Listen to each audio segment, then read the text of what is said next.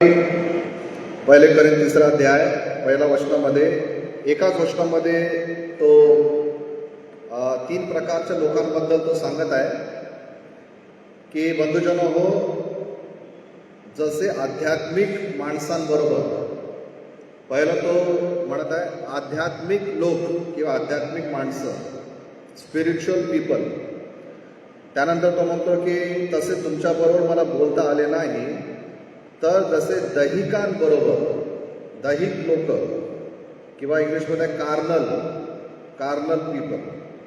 पहिला आहे आध्यात्मिक माणसं, दुसरं तो म्हणतो की दैहिक लोक तसं मला बोलता आले नाही, परंतु असं म्हणतो की जसे ख्रिस्तातील बाळकांबरोबर. तर 3ऱ्या प्रकारचे लोक त्याने म्हटलं की ख्रिस्तामध्ये आहेत परंतु ते बालक आहेत, ज्याला आपण म्हणतो बेबी ख्रिश्चन्स, तसे मला बोलावे लागले. तर या एका वचनामध्ये पॉल 3 प्रकारचे ख्रिस्ती लोकांबद्दल तो लिहित आहे. या एका वचनामध्ये 3 प्रकारचे विश्वासणारे, 3 प्रकारचे ख्रिस्ती लोकांचं वर्णन पॉल या ठिकाणी करत आहे. आणि तो म्हणतो की पहिले प्रकारचे जे लोक आहेत ते आध्यात्मिक आहेत, स्पिरिच्युअल आहेत. दुसरे प्रकारचे जे लोक आहेत ते शारीरिक आहेत, दैहिक आहेत, कार्नल आहेत. आणि 3ऱ्या प्रकारचे जे ख्रिश्चन्स आहेत ते आहेत बेबी ख्रिश्चन्स, बालकसारखे, अजूनही बालकासारखे आहेत. तर आजचा जो आपला विषय आहे की एक स्पिरिच्युअली मॅच्युअर ख्रिश्चन चे चिन्ह काय आहे, what are the signs of a spiritually mature Christian. एक आध्यात्मिक दृष्ट्या परिपक्व ख्रिस्ती व्यक्तीचे गुण किंवा क्वालिटीज काय आहेत, किती प्रकारचे लोक आहेत, ख्रिस्ती आहेत. पॉल सांगत आहे, तो म्हणतो की 3 प्रकारचे ख्रिस्ती लोक मंडळीमध्ये आहेत. पहिले आहे आध्यात्मिक, स्पिरिच्युअल. दुसरं तो म्हणतो की दैहिक, कार्नल, फ्लेशली ख्रिश्चन्स आहेत. आणि 3रं तो म्हणत आहे की काही ख्रिश्चन्स आहेत जे बालक आहेत. आता हे स्पिरिच्युअल ख्रिश्चन्स कोण आहेत, आध्यात्मिक ख्रिस्ती कोण आहेत. आध्यात्मिक ख्रिस्ती ते लोक आहेत जे आपल्या जीवनाद्वारे ख्रिस्ताचे गुण प्रगट करतात. आपल्याद्वारे बायबलमध्ये लिहिलेले गुण, कॅरेक्टरिस्टिक्स, त्याचे क्वालिटीज प्रगट करतात. शास्त्राप्रमाणे त्यांच्यामध्ये ख्रिस्त दिसून पडतो. ते आहेत आध्यात्मिक किंवा स्पिरिच्युअल ख्रिश्चन्स. दुसरे कार्नल ख्रिश्चन्स कोण, दैहिक लोक कोण, जे स्वतःला ख्रिस्ती तर म्हणवतात परंतु त्यांच्या जीवनामध्ये जगाच्या गोष्टी, जगाचे गुण, जगाचे जे पण वाईट गोष्टी आहेत ते सर्व त्या लोकांमध्ये दिसून पडतात. त्यांच्यामध्ये ख्रिस्त दिसत नाही, त्यांच्यामध्ये बिब्लिकल क्वालिटीज दिसत नाहीत. ते स्वतःला ख्रिस्ती तर म्हणवतात परंतु त्यांच्या जीवनामध्ये संपूर्णरित्या जग आणि जगाच्या गोष्टी प्रगट होतात. ते आहेत दैहिक ख्रिस्ती. आणि 3रे प्रकारचे ख्रिस्ती चाइल्डिश, बालकांसारखे, की ते ख्रिस्ती तर आहेत पण अजूनही त्यांचं बोलणं, त्यांचं वागणं एक इमॅच्युअर आणि अपरिपक्व आणि बालकांसारखे, काहीही कुठंही काहीही बोलणे, वागणे, त्या प्रकारचं त्यांचं लाईफस्टाईल दिसून पडतं. आणि म्हणून आज आपल्याला पाहायला पाहिजे की मी कुठं उभा आहे.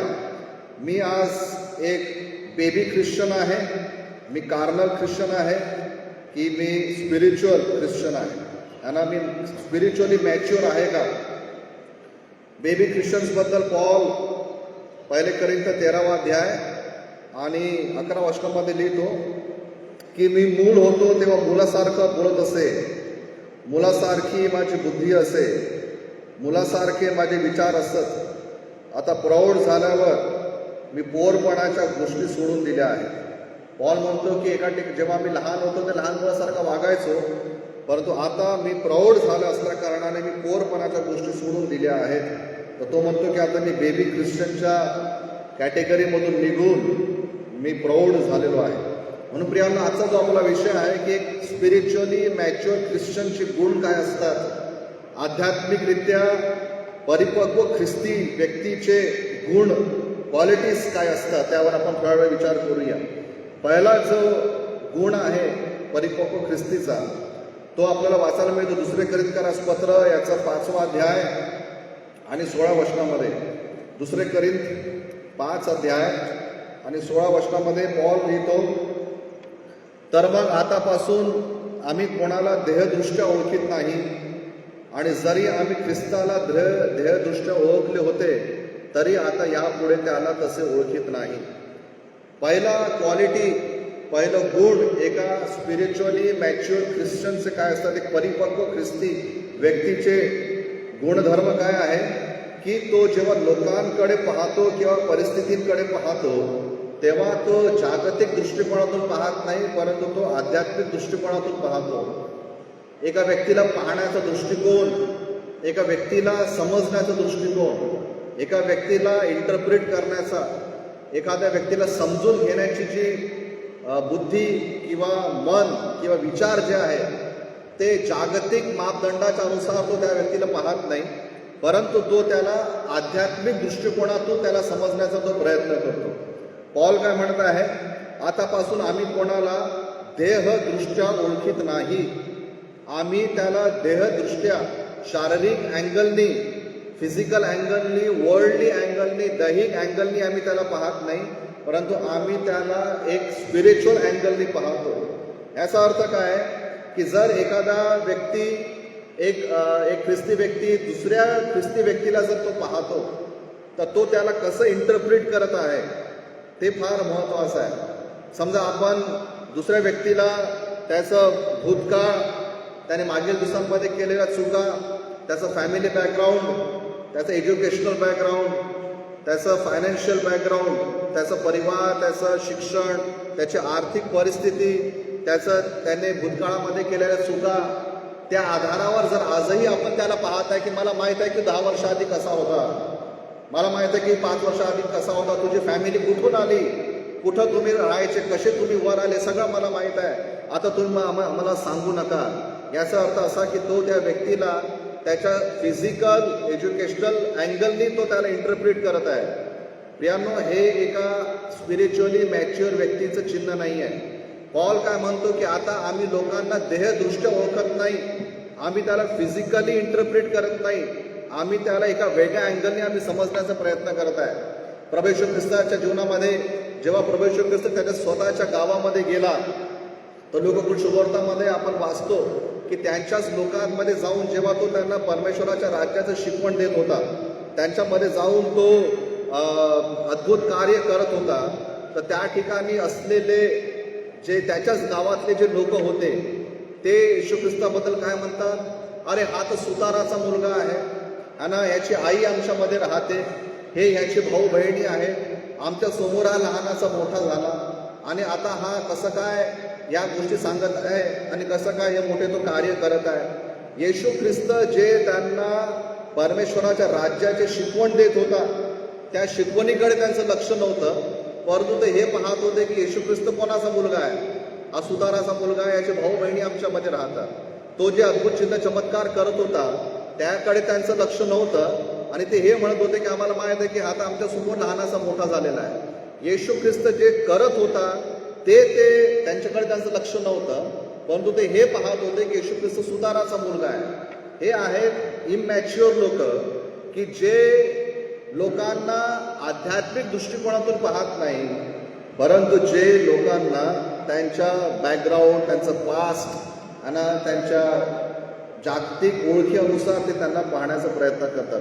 प्रियांनो, आपण जेव्हा एकमेकांकडे पाहतो तर कुठल्या दृष्टिकोनातून पाहत आहे? मेरे को मालूम है तू कौन है, मेरे को मालूम है तू कहाँ से आया, आम्हाला माहीत आहे तू काय केलेलं आहे, आम्हाला माहीत आहे तुझं पास्ट काय होतं, कोणत्या गावातून तू आला, कुठं होता तू, कुठून तू वर आला. हे सर्व गोष्टींनी जर आपण एकमेकांना समजण्याचा प्रयत्न करत आहे, याचा अर्थ असा की आपण अजूनही इमॅच्युअर आहे. मॅच्युअर ख्रिश्चन काय म्हणेल, तो पास्ट कधी नाही पाहणार. तो हे म्हणेल की हो मला माहीत आहे की ह्याचं पास्ट चांगलं नव्हतं, परंतु आज पहा त्याचं जीवन कसं आहे, जर त्याचं जीवन बदललेलं आहे, जर तो परमेश्वरामध्ये बदललेला आहे, तर त्या अँगलनी तो त्याला पाहण्याचा प्रयत्न करेल. Who is a spiritually mature Christian, जो स्पिरिच्युअल पर्स्पेक्टिव्हनी लोकांकडे आणि घटनांकडे पाहतो. दुसरी बरेचदा अनेक प्रकारचे चांगले आणि वाईट घटना आपल्या जीवनामध्ये घडत असतात. कधी चांगलं झालं तर आपण हे म्हणतो की परमेश्वराने आशीर्वादित केलेलं आहे. समजा वाईट झालं तर कोणी म्हणलं की चला सैतानाने याला दंड दिलेला आहे. बरेचदा असं होतं ना की एखादा व्यक्ती आहे जो आशीर्वादित आहे, प्रभूने आशीर्वादित केलं आणि जसं मला आशीर्वादित केलं आहे तर मी चांगला आहे म्हणून मला आशीर्वादित केलेलं आहे. दुसऱ्याला आशीर्वादित केलं याने जरूर पैसे खाल्ले असतील. माझ्यासोबत वाईट झालं तर परमेश्वर माझी परीक्षा घेत आहे. दुसऱ्यासोबत वाईट झालं पाहतो आपल्या पापाचे दंड भोगत आहे. आणि अनेक वेगळ्या वेगळ्या पद्धतीने एकमेकांना इंटरप्रिट आपण करत असतो बरेचदा. माझं चांगलं झालं कारण मी चांगला आहे, माझं जर वाईट होत आहे सैतान माझी परीक्षा घेत आहे. इतरांना आशीर्वाद मिळाला त्यांनी चोरी केली, इतरांचं वाईट झालं आपल्या पापाचे फळ भोगत आहे. हे जे इंटरप्रिटेशन आहे स्पिरिच्युअली मॅच्युअर ख्रिश्चनचे चिन्ह नाही आहे. म्हणजे स्वतःला नेहमी क्लीन चिट देणे आणि इतरांना प्रत्येक गोष्टीमध्ये दोष लावणे हे परिपक्वतेचं चिन्ह नाही आहे प्रियांनो. कदाचित असंही झालं असेल की आपण आपल्या पापाचे कर्म भोगत आहोत.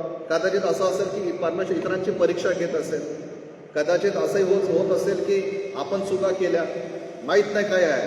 परंतु एकमेकांना पाहण्याचा जो दृष्टिकोन आहे तो स्पिरिच्युअल पर्स्पेक्टिव्हने आत्मिकरित्या आपण एकमेकांना पाहायला पाहिजे. आणि बायबल समोर ठेवून बायबलच्या लेन्समधून आपण एकमेकांना पाहायला पाहिजे.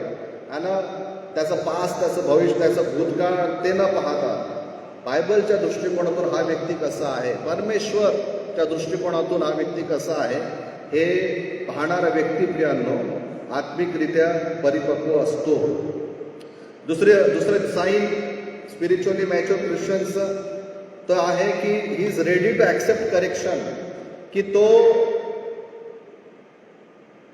तयार आहे की जर कोणी त्याला येऊन सुधारवण्याचा जर प्रयत्न करत आहे आणि समजा कोणी आपल्याला येऊन सांगत आहे की तुझं चूक आहे, स्वतःला चेक कर, स्वतःला बदलण्याचा प्रयत्न कर.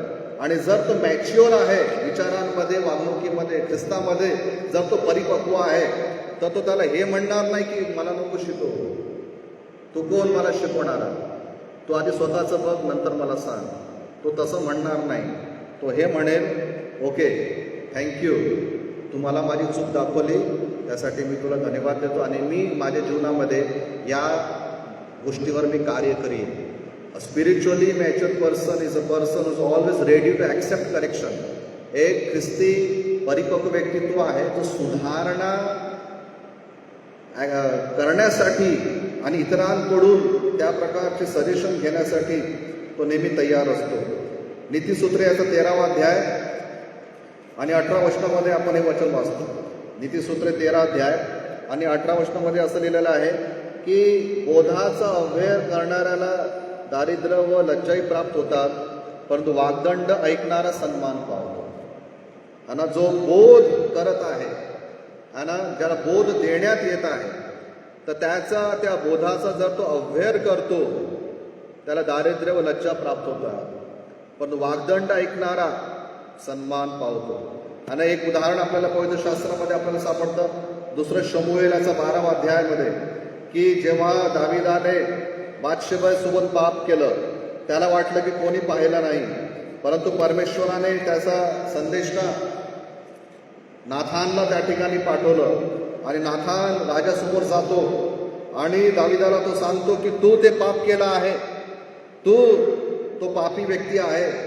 यानंतर दाविदाने काय केलं? आणि दावीद हे म्हणू शकला असता की मी तर राजा आहे, तू कोण आहे मला सांगणारा. 2 शमूएल 12वा अध्यायामध्ये आणि आपण वाचतो की 13 वचनामध्ये लिहिलेलं आहे, दावीद नातानास म्हणाला की मी परमेश्वराविरुद्ध पातक केले आहे. नाथान दाविदास म्हणाला की परमेश्वराने तुझे पातक दूर केले, तू मारवायचं नाहीस. सुरुवातीच्या वचनांमध्ये आपण पाहतो की नाथान त्याला म्हणता की तू ते पाप केलं, परंतु दाविदाचा रिस्पॉन्स काय होता? हो, मी परमेश्वराविरुद्ध पाप केले आहे. एक ख्रिस्ती व्यक्ती जो स्पिरिच्युअली मॅच्युअर आहे तो आपल्या चुका स्वीकार करील, तो हे स्वीकार करील की मी पाप केला आहे. दावीद हे म्हणाला असता की नाथान तू कोण आहे, कुठून आला? मी लहानपणापासून ते जंगलामध्ये परमेश्वराचं स्तुती करणारा व्यक्ती आहे. जेव्हा मी राजा नव्हतो, मी मेंढपाळ होतो, त्या नदीच्या काठी बसून मी परमेश्वराचे स्तोत्र लिहिलेले आहेत, स्तोत्र गायलेले आहेत, आणि तू मला येऊन सांगत आहे का की मी काय केलं काय नाही केलं? दाविदाने ते काहीच बोलला नाही. दावीद एकच गोष्ट त्याने स्वीकार केली की हो, मी पाप केलं, मी ते स्वीकार करतो. एक परिपक्व ख्रिस्ती व्यक्ती आपल्या चुका स्वीकार करायला नेहमी तयार असतो. तो त्याला कव्हर करत नाही, तो त्याला जस्टिफाय करत नाही, तो त्याला हे नाही म्हणत नाही की मी जे केलं तेच बरोबर आहे. नाही, चूक आहे तर चूक आहे, मग ते कोणीही असो. आणि ॲक्सेप्ट करणे, करेक्शन ॲक्सेप्ट करणे, सुधारणा, वागदंड, बोध ॲक्सेप्ट करणे, हा एका आत्मिकरित्या परिपक्व व्यक्तीचं प्रियाचं चिन्ह आहे. तिसरं, आणि आत्मिकरित्या परिपक्व व्यक्ती कोण आहे? उत्पत्ती याचं पुस्तक 22व्या अध्यायामध्ये आपण वाचतो की परमेश्वराने अब्राहमाला म्हटलं की अब्राहमा, आपल्या मुलाला घे आणि त्याला तू माझ्यासाठी बलिदान कर, त्याचा तू यज्ञ कर, त्याला तू मार. आणि अब्राहम उठला आणि तो आपल्या मुलाला इसहाकाला तो बलिदान करायला तो पुढं निघाला. आणि तोपर्यंत 100 वर्षाचा अब्राहम होता आणि इसहाकाचं वय किती आहे आपल्याला माहीत नाही, तरी पण तो थोडासा मोठा झालेलाच होता, समजदार झाला होता इसहाक. म्हणजे जर आपण 15 ते 16 वर्षाचा जर इसहाकाची जर आपण कल्पना केली तर 116 वर्षाचा अब्राहम, 16 वर्षाचा इसहाक, तो त्याला घेऊन जात आहे. 116 वर्ष अब्राहम परमेश्वराचा मागे होता. तो परमेश्वर करायचा. नंतर त्याला मुलगा झाला. तो मुलगा त्याने मागितला नव्हता किंवा त्याने आशा सोडली होती, त्या अवस्थेमध्ये त्याला मुलगा झाला. आता परमेश्वर हे पाहत होता की अब्राहम मागील दिवसांमध्ये परमेश्वर प्रभू करत होता, प्रभू करत होता. आता त्याचा रिस्पॉन्स काय आहे? जेव्हा त्याला म्हणण्यात आलं की तू जा, आपल्या मुलाला तू बलिदान कर, त्या वेळेतही अब्राहम मुलगा नव्हता करत. माझं बाळ नव्हता म्हणत. अब्राहमाला इसहाक नव्हता तेव्हाही अब्राहम म्हणत होता की परमेश्वर. इसहाक झाल्यानंतरही आणि अपेक्षेच्या बाहेर ते काम झाल्यानंतरही अब्राहमाच्या मुखामध्ये परमेश्वराचंच नाव होतं. म्हणजे काय? आध्यात्मिकरित्या परिपक्व व्यक्ती कोण आहे? की जो आशीर्वादावर अवलंबून राहून परमेश्वरावर भरोसा करत नाही, किंवा आशीर्वाद मिळाल्यानंतर तो परमेश्वराला विसरत नाही. परंतु आध्यात्मिकरित्या परिपक्व व्यक्ती तो आहे की त्याच्याकडे आशीर्वाद असो किंवा नसो, त्याचं ओरिएंटेशन, त्याचं लक्ष हे सदैव परमेश्वराकडेच असतं. बरेचदा होतं की जेव्हा आपल्याकडे काहीच राहत नाही तेव्हा आपण परमेश्वराची फार आठवण करतो. परंतु एखाद्या वेळेस जेव्हा आशीर्वाद मिळतात आणि परमेश्वर जेव्हा आपल्याला खालून वर आणतो, त्यावेळेला मनुष्य परमेश्वराला विसरतो. परंतु आध्यात्मिकरित्या परिपक्व व्यक्ती आशीर्वाद मिळो किंवा न मिळो, आणि काही असो किंवा नसो, तो परमेश्वराच्याच तो मागे प्रियांनो तो असतो. आणि 3 गोष्टी आज आपण पाहिल्या की एक आध्यात्मिकरित्या परिपक्व व्यक्ती कोण असतो. पहिला व्यक्ती तो की जो प्रत्येक गोष्टींना एक आध्यात्मिक, स्पिरिच्युअल, बिब्लिकल दृष्टिकोनातून तो पाहत असतो. तो शारीरिक किंवा जागतिक अँगलनी तो लोकांकडे किंवा घटनांकडे पाहत नाही, परंतु तो प्रत्येक व्यक्तीला आणि घटनांना तो आध्यात्मिकरित्या समजण्याचा प्रयत्न करतो. दुसरी गोष्ट ही जो करेक्शन, सुधारणा स्वीकार करण्यासाठी सदैव तयार असतो. तिसरी गोष्ट ही की जो परमेश्वरावर विश्वास, आशीर्वाद मिळो किंवा न मिळो यावर त्याचा विश्वास अवलंबून नसतो. तो त्याचा विश्वास सदैव परमेश्वरावरच असतो. आशीर्वाद ओरिएंटेड, आशीर्वाद बेस्ड त्याचा विश्वास नसतो, परंतु तो निस्वार्थपणे परमेश्वरावर विश्वास करणारा असतो. प्रियांनो, आपल्याला स्वतःला पण चेक करूया की मी आज कुठं उभा आहे. मी स्पिरिच्युअल ख्रिश्चन आहे, मी आध्यात्मिक ख्रिस्ती आहे, की मी शारीरिक ख्रिस्ती आहे, की मी एक बेबी ख्रिश्चन आहे. आणि परमेश्वर करो की आपण दैहिक ख्रिस्ती नसून, एका बालकासारखे ख्रिस्ती नसून आपण आध्यात्मिकरित्या स्पिरिच्युअल ख्रिस्ती आपण असावं. आपण प्रार्थना करूया. देवबाबा, आमची प्रार्थना आहे प्रभू, तू आम्हाला सहायता कर की पिता, आम्हाला शास्त्र माहीत आहे प्रभू, आम्हाला प्रार्थना माहीत आहे, परंतु आज आम्ही स्वतःला या दृष्टिकोनातून पाहत होतो प्रभू की आज आम्ही कुठे उभो आहोत. पिता, आम्ही लोकांना आणि परिस्थितींना कशा प्रकारे आम्ही समजतो, त्यांच्याकडे पाहण्याचा दृष्टिकोन कोणता आहे प्रभू. पिता परमेश्वर, आम्हाला मदत कर की जर आज आम्ही चुकतो तर ती चूक आणि सुधारणा स्वीकार करण्यासाठी आम्ही तयार आहोत का. आणि प्रभू, आमचा विश्वास हा आशीर्वाद केंद्रित नसावा, परंतु फक्त परमेश्वरावर विश्वास ठेवणारा आमचा विश्वास असावा. आम्ही धन्यवाद देतो. आमची प्रार्थना ऐकलीस. तारणारा परमेश्वर नुसत्याच्या नावाने आम्ही मागतो म्हणून पाहिजे. आमेन. यावेळेला आपण प्रभुभोजनामध्ये आपण जाऊया आणि आपलं मनाची तयारी करू. आणि मी विनंती करतो प्रशांत दादाला आणि मनोज दादाला ते सोबत येतील आणि प्रभुभोजनामध्ये मदत करतील. त्यावेळेला आपण गीत नंबर 426 आपण गाऊया उपासना संगीतामधून. गीत नंबर 426.